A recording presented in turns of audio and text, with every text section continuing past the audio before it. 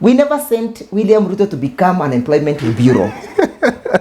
Ndegwa, come on. There is no way we told him. No, there's no way we told him that Mr. William Ruto must become an employment bureau. Tunamalizana na wao 2027 on the second Tuesday of August. Hiyo ndio tunamalizana na hao watu. It could be that early. Kenyans are waiting for that day. I tell you, and I don't want to repeat what I've already said. Anybody who speaks about disunity of this country belongs to the political dustbin, and his political obituary is already written. Where in the Bible it was said, mene mene metekeli. The writings are on the wall.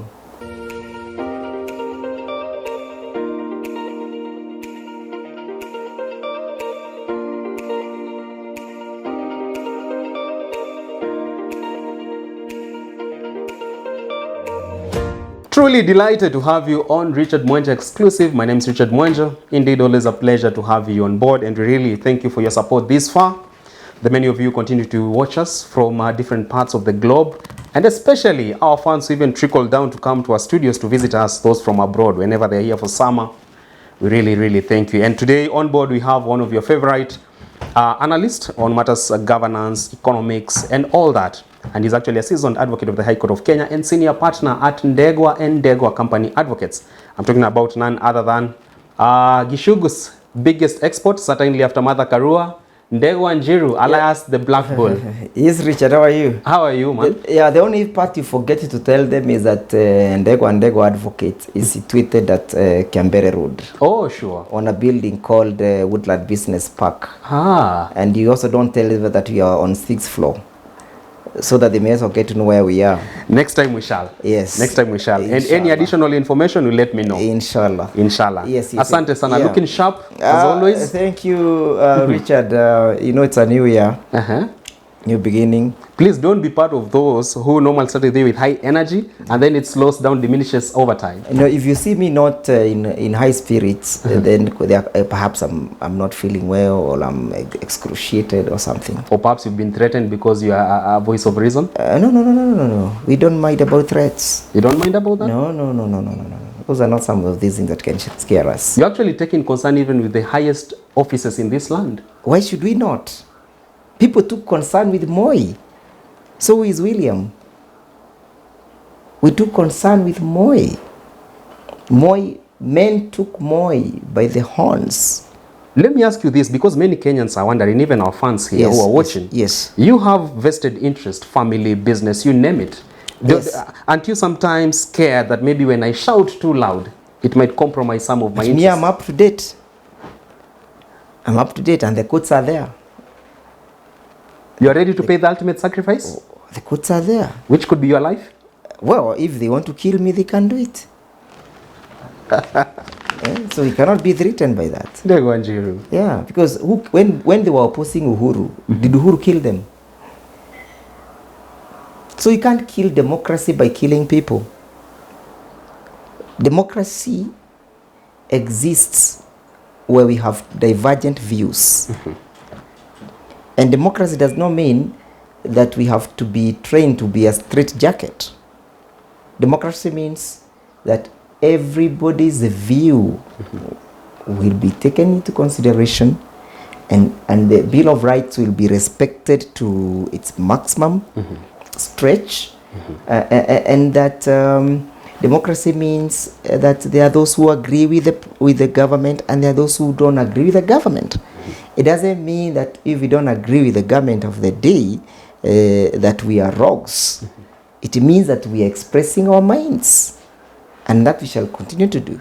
Very well. Before we get a deep dive into our conversation of the day, this just to remind you, if you wish to feature in my show, whether business, glide, touch, no matters economy or political show here, and you believe you are think tank and a voice of reason, do reach out to me on Mwenja Richard on X. and definitely we can take that conversation further and see how we can slate some time for you if you feel you have something to tell to the masses. Ndegwa Njiru. Yes. Let's begin from matters to do with the politics of 2027, which has actually started way early, just 1 year, slightly 1 year after this government took over, and particularly on matters to do with the presidential bid of 2027. From Mount Kenya, we've seen a section of Mount Kenya leaders led by Murang'a Senator Joe Nyutu come forth and endorse Ndindi Nyoro as a potential running mate, and actually the best running mate that should be there for William Ruto in 2027.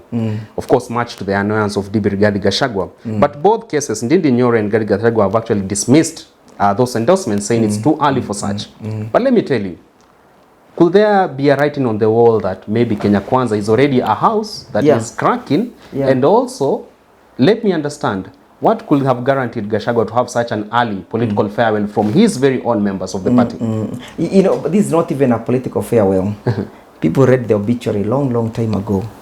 Really? Oh yes, we did the obituary for political endeavors of Mr. Gachagua long time ago. It was already written and published? Kitambo sana. Even before he was sworn in, people had done their obituary. Because he is not a grassroots individual. He has not touched with the grassroots. He does not possess the voice of reconciliation. He does not possess the voice of uniting Kenyans. He does not possess the voice of reason. He is completely dispossessed of those particular issues that I have highlighted. And therefore, from where we are with the new constitution dispensation, anybody who speaks about disenfranchisement of this country, anybody who speaks about disunity of this country belongs to the political dustbin, and his political obituary is already written. Where in the Bible it was said, mene tekeli. The writings are on the wall. The writings are on the wall. Yes. And therefore, as much I would not wish to advise Kenya Kwanza, and as much as even if they would have brought an angel to be the running mate, I would never support it. Why so? Perhaps with a very limited conviction, and for purpose of this debate, I think Ndindi Nyoro would have been a better option than Mr. Rigathi Gachagua. Yes, it would have been a better option. But for a house that has been profiled as one that will stand the test of time and a modern day Tower of Babel, that is Kenya Kwanza, would you say that maybe it won't even get to 2032 because they've said it's going to take 10 years before this administration exits? You know, these guys are dreaming. The departure could come. I want to tunamalizana na 2027. Atumalizani na wao 2022, 2032. Tunamalizana na wao 2027 on the second Tuesday of August. Hiyo ndio tunamalizana na hao watu. It could be that early? Kenyans are waiting for that day. I tell you, and I don't want to repeat what I've already said. Kenyans are waiting for that day with bated breath. Remember, there are 8 million people who never woke up to vote, who have been overtaxed, humiliated, embarrassed, oppressed by this regime. Those are voices to look and to listen to. Talking about voices that have that have been oppressed by this government and they don't resonate with the government's agenda of the day, we are talking about someone like Githunguri Member of Parliament Gathoni Wamshomba, who has gone public and said at one point she believed fully in Kenya Kwanza's economic transformation plan. But right now she believes it's more hot air. Yes. And a plan that is spineless. Yes. Everybody, From where you sit Ndegwa Njiru, this is someone you know. Don't you think Githunguri Member of Parliament Gathoni Wamshomba would somewhat be considered an extreme betrayer of the cause within Kenya Kwanza? How do you betray something that does not exist? You know, should be considered a betrayer if at least something was being done in respect to the fulfillment of the promises that William gave to Kenyans. But you cannot betray nothing. There must be something that we are saying, that there is a particular cause that she has betrayed. And by that, don't you think her political obituary is already underway? No. Gathoni Wamshomba will be elected. She's the advocate of the poor? She's even qualified to be elected as president of this Republic of Kenya. And she'll be elected with overwhelming votes. because she's resonating with the majority of the Kenyans. She's the voice in parliament that people are listening to. She's the alternative voice that people want to hear. She's the voice of hope that people want to hear. Remember, parliament has been emasculated by William.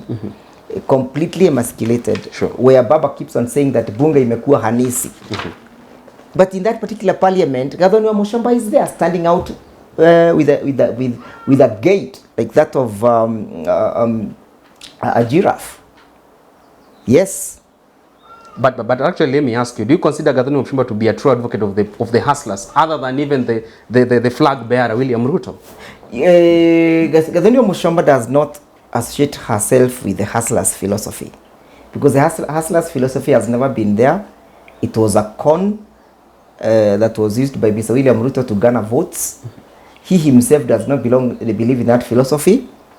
Even when his government has an opportunity of appointing hustlers, remember his daughter is one who was appointed as the blood ambassador. Sure. Among all the hustlers, she was the most qualified one to be appointed as the blood ambassadors. So the so-called hustlers have realized that they were conned and that William Ruto obtained their votes by false pretense. By false pretense. And therefore, Gathoni Mushamba is with us, we are with her.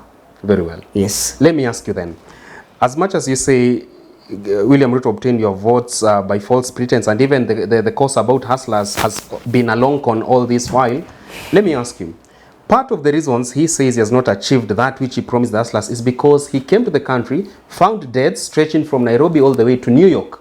And perhaps he's trying, and that is his exact statements. I came here and took over inherited debts stretching from Nairobi to New York. You know, the problem is that William Ruto has no advisors because he knows too much. Isn't it that he's in a hole which, unless he settles the debt crisis first, he cannot come out of it? No. What is happening with Mr. William Ruto is that he's a Mr. Know-it-all. And that he has sidelined his cabinet and his advisors. If he was listening to his advisors and if he was consulting the Central Bank of Kenya, the Central Bank of Kenya would have reminded him that Mr. William Ruto, for the last 15 months, you have borrowed 2.6 trillion. Huge chunk of money, that one. 2.6 trillion. Kenya shillings. If he was listening to any other voice other than himself. And it would have been told before you yap, consider that that His Excellency Uhuru Kenyatta borrowed 6.5 trillion within 10 years. You've borrowed 2.5 trillion within 15 months. And the tragedy is, while we can see where Uhuru kept his money and where he invested his money, his 2.5 trillion cannot be traced completely. So this ability of him being overconfident, claiming to know everything without considering other people's views, failure to recognize new ideas, you understand? The ability to have rigid thinking that he cannot flex himself and adapt himself to the situations and consider alternative solutions or approaches is what surprises me. And that is why his government is failing, because he never listens to his cabinet. He never listens to his advisors. I've just said if he listens to his advisors, they should have reminded him that, come on, excuse me, you're at 2.5 trillion. You're really doing so badly. It's ugly and smelly. Yes, and by the way, William Ruto is the only person who does nothing wrong, and anything wrong is always done by any other person, not him. For him, he's a Mr. Clean, sparkling clean. He has not done anything wrong for this country, even making our shilling to trade at 162 against a dollar. That is not Mr. William Ruto, it is other people. Even making our shilling to be considered the poorly performing, the second poorly performing shilling in Africa. It's not Mr. William Ruto, it's others. Even the government oil deal was never part of his idea. No. Even gangster to gangsters. Come on, gangster to gangster? Yes, gangster to gangsters deal was not William Ruto. It was somebody else. Even the mosquito net thing of 7 billion scandal, it was not his regime, it is somebody else. So the dams won't be part of his, should they fail? No. They won't be part of his. It's not William venture. Ruto. Mr. William Ruto is clean. Sparkling clean. He's an angel. An altar boy? He's an altar boy, yes. A good description. For him, hakuna makosa amefanya. Ni wengine wamefanya makosa. Talking matters, maybe him not listening to his economic advisors. There's a council that was formed, Presidential Economic Advisors Council, Advisory Council, headed of course by Devin D, senior economist.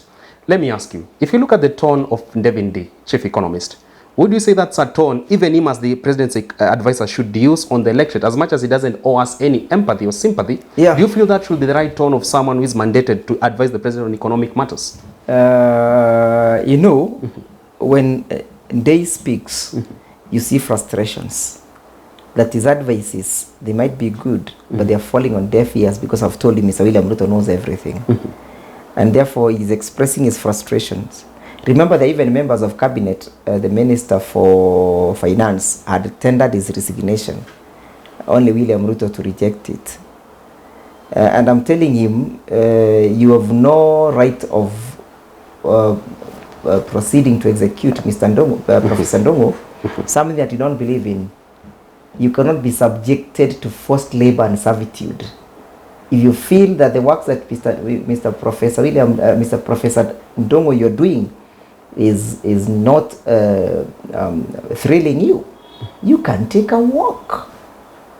Mr. William Ruto does not need to receive your resignation. Yes? And there's now he can take you. So if you truly believe in what you are doing, Professor Ndongo, kesho usiende ofisi, enda nyumbani. Say no thank you. Yes.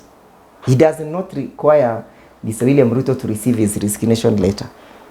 And once he does that, there is no such kind of a provision in the constitution. You believe once CS Ndungu does that, he'll be in the good pages of history? Yeah, he's going to go into the good books and annals of history. It will judge him fairly. Yes, that we have pushed this thing and it's not going anywhere. So let me just leave it. We have tried to fix it, can be fixed. So let me leave it. Part of the attempts by the president to fix the mess that some of which you've talked about, and especially on unemployment, is actually looking at a conduit to tap into foreign markets. Jobs, labor migration industry, Saudi Arabia, Canada, you name it. This far, are you somewhat confident that his attempts are yielding the much needed fruit? I'll answer that question, but you've begun on the wrong premises, saying that part of the attempts too. He has not done any attempt. William has not done any attempt. The many travels abroad? In trying to resolve these things. The many travels guised under enhancing bilateral talks? Yes. All those things have not yielded any benefit for the people of Kenya. If they have, I challenge them to outline the benefits that we have had. Oh, there are 2,000 people, 2,500 people who are supposed to go to Saudi Arabia in 2 weeks. Let us see the travel manifesto for those who went. Oh, Germany wants, is it 300,000 people or what? Nurses and all. In their thousands. In the excess. Let us see those contracts. Let us see those engagements. And I must tell him, a country that prides itself in enhancing brain drain, at this time when you need those brains in Kenya, is only the country that William Ruto envisages. Countries are working towards retaining their forced labor, their labor. They are working towards retaining their labor force, as opposed to draining them from the Republic of Kenya. So when you pride yourself, I have created jobs. How many jobs are they? We never sent William Ruto to become an employment bureau. There is no way we told him. No, there's no way we told him that Mr. William Ruto must become an employment bureau. Yani yeye amefungua bureau kama ile inafunguliwa huko River Road ya kupeleka watu Saudi Arabia. Wewe unapeleka watu akakue maid Saudi Arabia na unakuja kutuambia tumetafuta kazi. People have always been going to Saudi Arabia. Wakafanya hizo kazi za maid. Without the president's help. What are you telling us? The president cannot take pride in such kind of things. There are things that are being done at River Road. You are telling us that you are now opened an employment bureau. It's a shame. So you consider him to be the true enemy of the Kenyan people, true enemy of the hustlers? The moment that Kenyans will learn that their problem begins with William Ruto and ends with William Ruto, we shall be able to salvage and redeem this country on the 2nd of August, Tuesday, 2027. The revolution shall be televised. Let me tell you, he will witness this walkout. He'll be a historic first-term president in this country? Yes. We are making him to make history. On a scale of 1 to 10 this far? We shall assist him make history. He made history by stealing the votes for Azimio successively.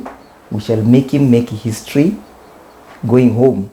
He has already made history by being the only first president who is being booed and shouted at by Kenyans.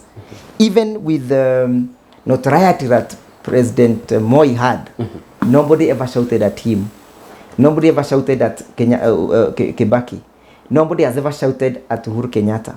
Why only you? Why only you, Mr. William Ruto, that people are now shouting at you? They are shouting at you because hawakufeel, hawakusikii, hawakuoni.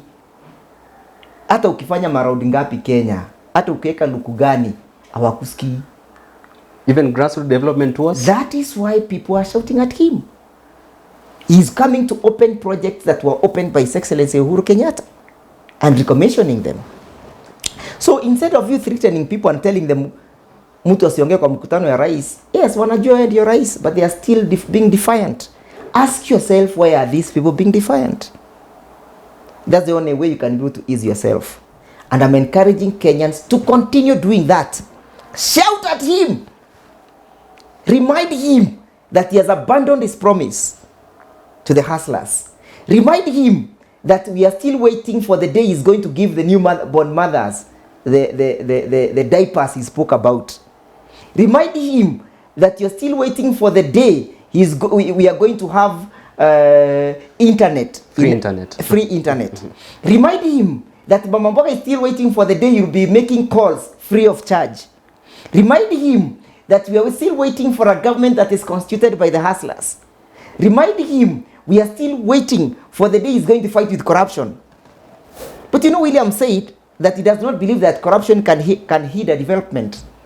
That's why you can see he cannot account for the 2.5 trillion that he has borrowed. But plans are underway to set a commission on state capture.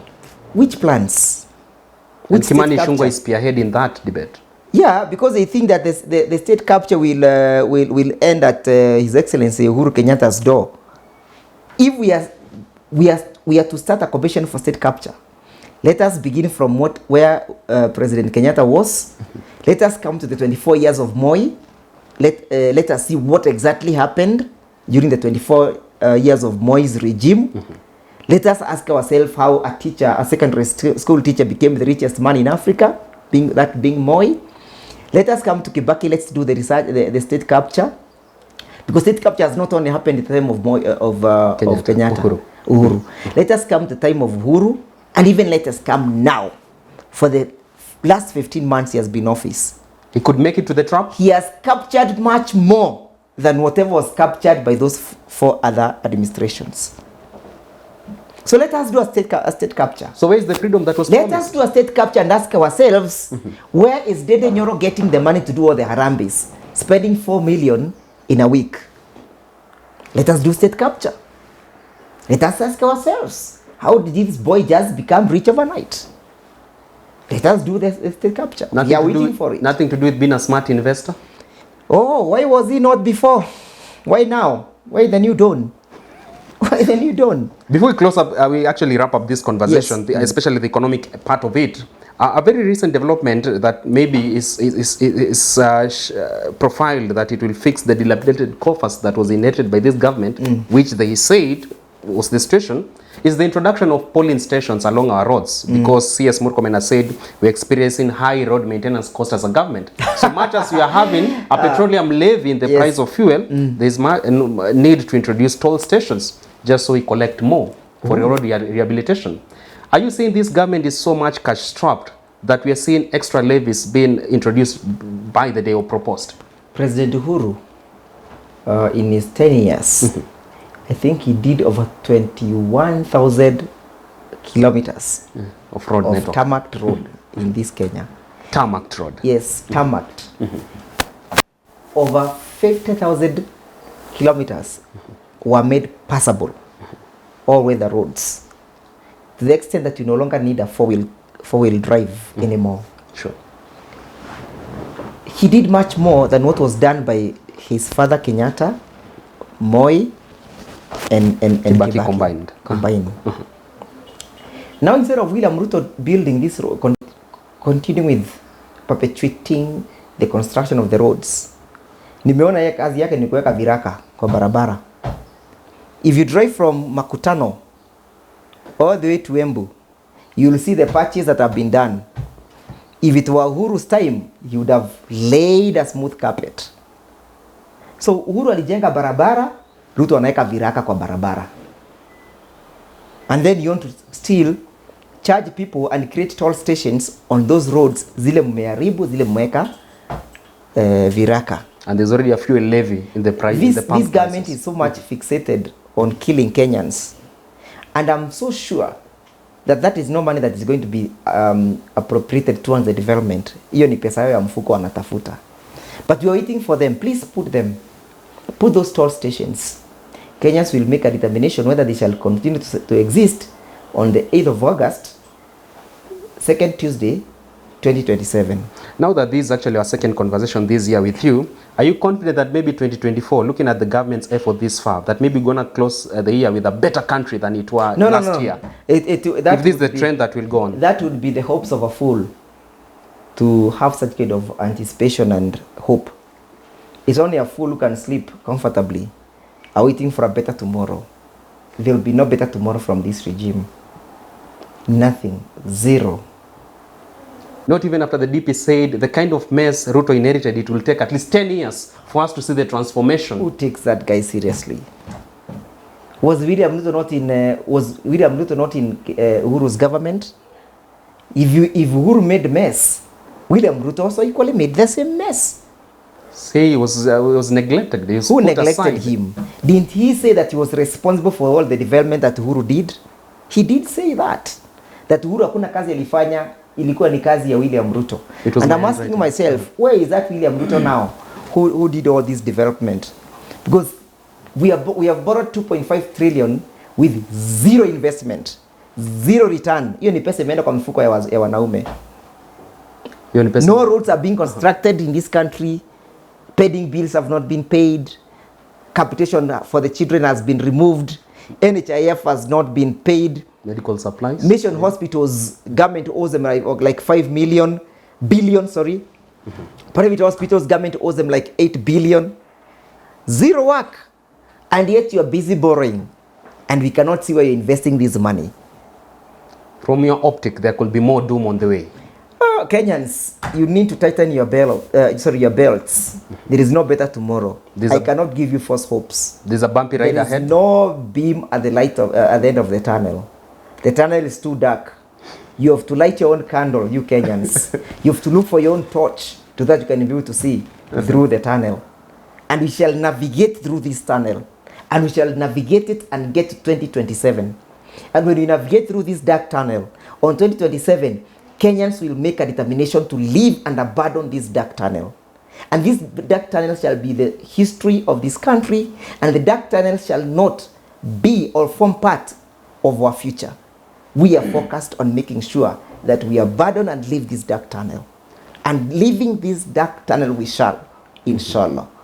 Well, there you have it. That point takes us to the wrap of this conversation. You've heard it from the seasoned think tank and phenomenal advocate of the High Court of Kenya and senior partner here at Ndegwa & Ndegwa Company Advocate. That is Ndegwa Njiru, alias John the Baptist, or you can call him the voice in the wilderness, or the Black Bull. Whichever you wish, please call him or refer to him by that. I'm Richard Mwanjo. Always a pleasure to have you on board. We've been talking a matter of issues that are of concern to you as a citizen and also to you as a leader. As to whether you'll tap into nuggets of wisdom from him, it remains to be seen. But until we meet again, God bless you and have a better day ahead.